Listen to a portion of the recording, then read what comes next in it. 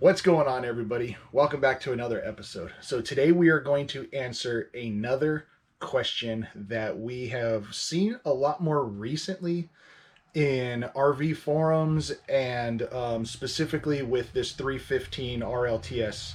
The question is, what can you access with the slides closed for travel days?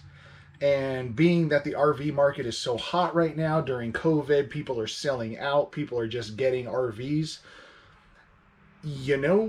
It's kind of an important it was an important question to us because we're full-time RVers and we move pre-COVID, we move every week. So we needed to have access to certain things. So stay tuned. We're going to show you what this RV looks like with the slides closed and what we can access.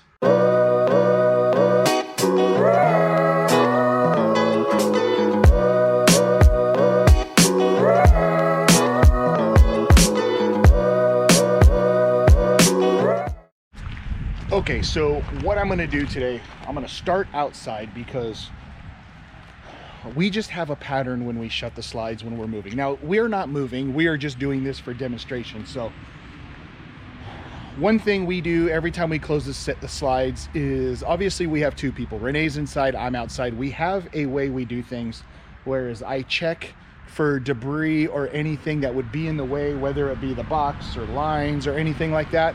And I hit the wall twice and then she can close that slide. Now, if I hit it once or I panic hit, she stops. As you can see here, we have this tree that is touching. So I'm gonna look at that first to see how that's gonna affect our closing of the slide. We didn't know this about Grand Designs until we went to the factory tour, but you can stand on the slide. I was like, you gotta be kidding me. He goes, nope, they're made the same way, out of the same material as the roof and the walls, so everything's just as sturdy. And since they use the big rack and pinions, you're able to stand on it. I was like, all right, that's pretty awesome. So here we go. I'm gonna try to just remove some of this debris because obviously the wiper seals that are down there would take this, but also it would crunch it up, and you don't want any of those twigs. Like there's a twig down there. You don't want that to unintentionally rip the top or rip anything like the wiper seals or anything like that.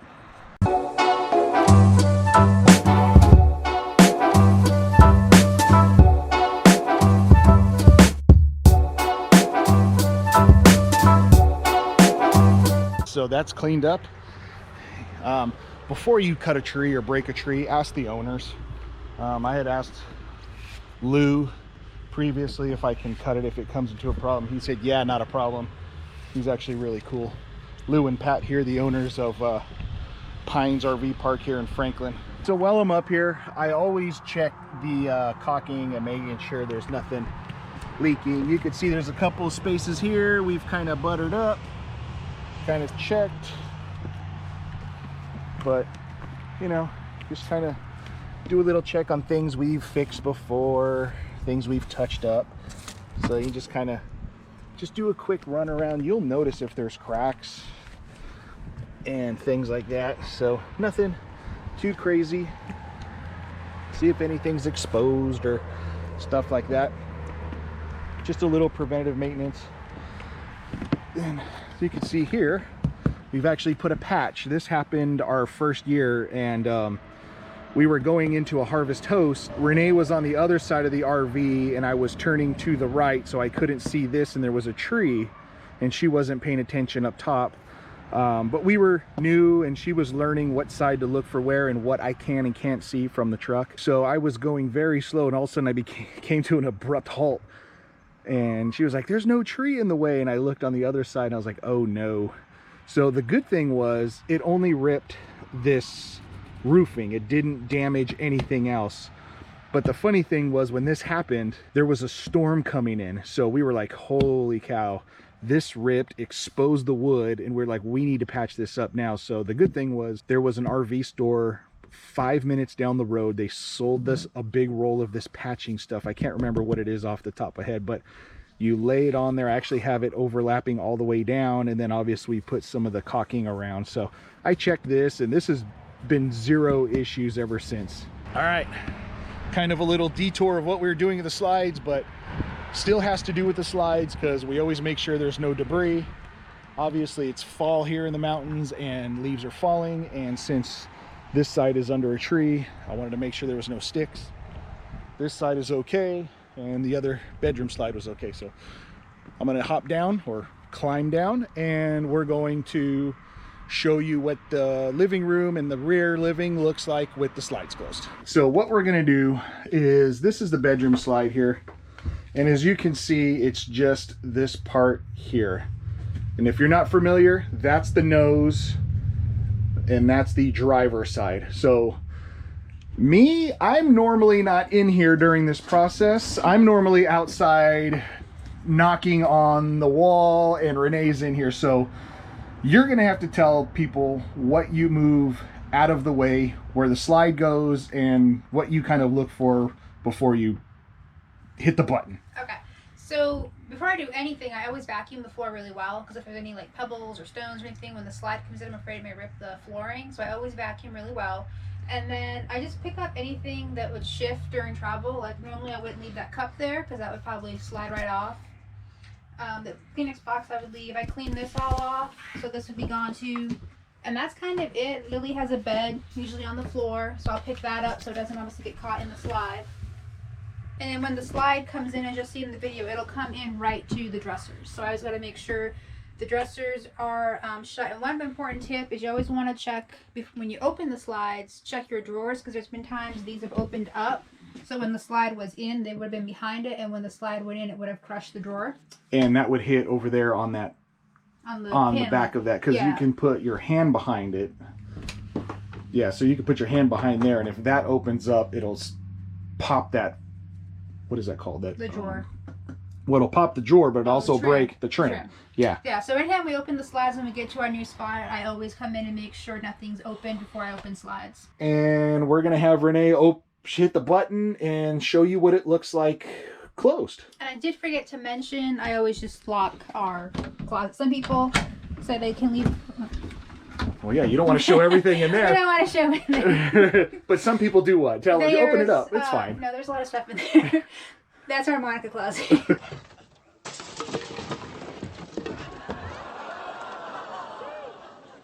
Oh my God!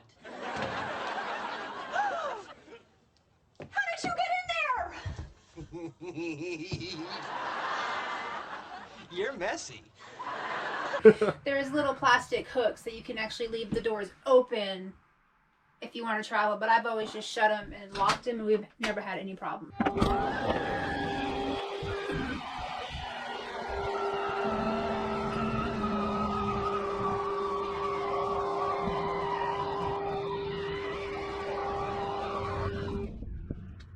I had the camera on the opposite side. I should have thought about that. But here you can see now, obviously it was a 35-second process, but as you can see, it goes all the way up to the drawers here. Now it does say you can fit a king in here, which you would have to remove those, but I don't know about the length. I guess you would probably have to remove that headboard. I don't know. It's the same length. It is the same length? So, okay. Yeah, it's just the width bigger. So you obviously, if you need a jacket, you can't get into the drawers here or the closet, but you know, it just comes in. That's the outside, and there's the top. So that's the bedroom. If you really need access to the front, you can climb over. And I will say, and Renee, correct me if I'm wrong, I don't think we have 100% answer on this. Like, if you were to spend the night somewhere in the road and you were not allowed to open the slides, you could still sleep on this with the slides closed, right? I don't know. I've heard you're not supposed to be on the slides, but I don't know if that's true. Okay. So that's something we're going to have to look into, but I don't see a problem why you couldn't sleep on it for a night or take a nap for the afternoon if you went to a rest stop. And why we love this floor plan is because of that reason and what we're going to show you with the front slides. All right, so now we're back in the main living area and the kitchen. So same thing, honey, tell us what we normally have out and what you move in the way so nothing obviously damages the floor or nothing gets caught Give us your kind of quick, normal routine of what you do. Again, same thing. I vacuum sweep, make sure all the cabinets are shut because these do sometimes open in transit. And again, when the slide is in, they're behind the slide and they would break if you make sure all the drawers are shut. As far as putting stuff away, normally I'd have our other cover on here. This would be put away. Our cups. Where do you put that? Inside the sink. Yeah, so that's definitely a good The benefit. fruit bowl usually stays, it never moves, but like our salt and peppers and the little decor stuff I put away. These are our little decor things. Usually they would be put up in this cabinet. This is our mat that goes between the sink and the stove. That gets picked up obviously because it wouldn't go with the slide. So as you can see, we got Lily's bed under there and the mat. But as you can see, this is where we store things because the slide doesn't go here and we can't walk back here. Anyways. Nothing would be on the couch back here because this would automatically slide with the slippery material. So this would all be empty. Kleenex box, I don't worry about that. Actually, I take that back. I would put that away because what would happen is it would fall down in here, and when I would open the slide, it would get caught. So I do put that away. Our salt and pepper little basket that would get put away. Placemats I leave out. And I leave our chairs like this. Some people bolt them, they get the straps, they strap them down. We did it first, but I find they don't move because they're so wedged in between the island that they've been pretty fine. And we only use 2. I mean, I don't think we've ever met anybody who's actually used the 4. It's too crowded. Yeah, very crowded. Way too crowded. Yep. And I would shut all the blinds. Hopefully we never break a window in travel, but I just figure if we ever are to break a window, maybe it would help keep the glass in a little bit more. Or out, or yeah, it's not all over the RV. Yep. We do leave our paper towel holder out. It's pretty heavy and it's got it's a weighted bottom. the bottom. So it's probably about 5.5 pounds on the bottom there, so it does not move. And we did take this wall off, and since we've taken this wall off, I've had no issues with this That's true. falling down. This I would take down because it would slide, but the coffee maker stays, but we do have the Little rubber traction thingy. because it did fall off once before we had that. And just to let you know, this coffee maker has been with us for 9-10 years, and they don't make this Keurig anymore. This is not a K-cup Keurig. This is a J-cup or something like that. It's or View Pack. So not for use with K-cups, but they don't make this anymore. And I think it's because it works. You don't really need to clean it or flush it because the way it operates is different from some of the other newer Keurigs, but I don't know. This thing has fallen off of here on some bumpy roads, and of course when we saw it fall, we were like, not the coffee maker! Yep, alright, so ready to close the slide? Okay. Alright. Alright, so we're going to close the slides. Hopefully you guys get a perspective of what it looks like. Go ahead, honey. So, alright,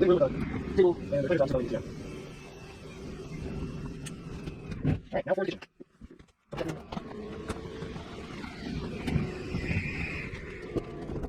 That took about 1 minute and 2 seconds. So as we come in the doors, you can see here, this is the passenger side, and that's the driver's side of the kitchen slide controls. So I'm the only space you can see. I can walk through here. I can access this side of the fridge. I can open this side a little bit. So I almost have full access to the fridge, which is awesome because we pre-make our lunches. And you have plenty of room to get around in here. So we will actually put a couple of things in here, like our blocks that we put, or the buckets that we put underneath the RV, we put in here. And then our Anderson levelers, we don't put those in here. What else do we put in here? Just the buckets. Lily's barking out there because we shut the door. There she is. Hey. Come on. Come on. But we shut the door because Bob's over there blowing some leaves. But as you can see, it's really tight. But you really don't need anything back there. So we like this because there's nothing important for us to get back there, but everything is accessible. So obviously we can get to the bathroom 100%, you know, not an issue. We can access the bedroom if we want to, but again, the main thing for traveling is you can access the fridge. Lily, where are you going? Here, Lily. That's what we want, and you can still access the coffee maker. Not really, but you know, the important things. But yeah, that's pretty much what it looks like. I mean, you can go to our bowls here. So if you did need a bowl for something that you needed in the fridge, you can still get that. You could reach your arm around, but who knows? But that's what we have. That's what the access looks like. And it is kind of nice. So again, you could, for a couple, for us, we could do this for an afternoon at a rest stop or a parking lot to not open the slides. Because, you know, we really don't need to sit at the table. One of us could sit at the table. One of us can have access to the sink. And if we knew we were going to do that, we could put water in the tank. So that way we could rinse off things and flush the toilet. And, you know, just turn on the water pump. So all in all, I still have my sunglasses on in house. You didn't even tell me I had my sunglasses on in the RV. Notice. I don't have the dark lenses on, that's why. So go ahead and make fun of me in the video. Leave a comment down below my bright lime green, my race sunglasses in the RV the whole time. And you didn't notice that? All right, so as you can see, it's a fridge turned on. The fridge fan's turned on.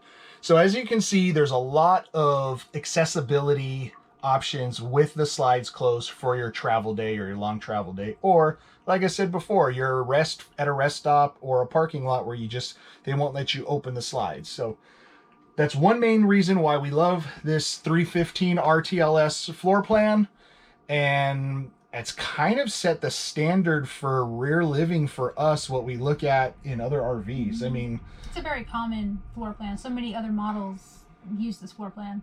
Yep, exactly. And the reason why they use it, because it works. It's functional.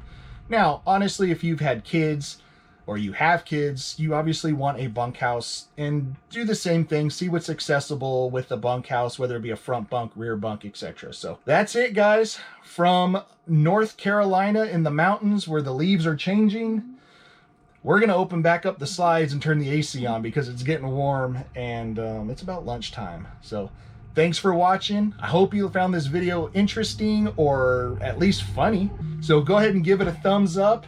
And if you want to see how we protect our floors, the carpet in the slide, go ahead and click this video and it'll take you to our last week's video of how we protect the carpet and not get dirty. So make sure you give a thumbs up, hit that subscribe button, check us out on Instagram at Up For The Journey. And if you have any other questions, leave a comment down below or shoot us an email. Thanks for watching, guys. We'll see you all on the road.